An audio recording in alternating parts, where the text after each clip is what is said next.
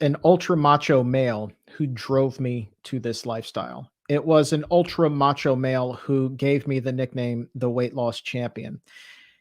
The entire Washington football team locker room was just blown away by my story and wanted to talk about it. What are you eating now? What aren't you eating now? How did you get there? They were just picking my brain, like they were genuinely curious. So when you think you're talking about making major lifestyle changes and finding love and this and that, it's soft. Like, maybe you want to rethink that because it was football. It was pro wrestling. It was guys who are 6'6" and 350 pounds of pure muscle who got me here today. So rethink that the next time that you think, I could never go plant based. Being vegan is for weenies. I'm a macho man. Well, brother, I'm about as macho as it gets. I will watch more football and more sports than anybody on the entire planet.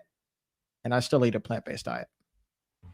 That's great. I'm glad you gave that talk to our fellas.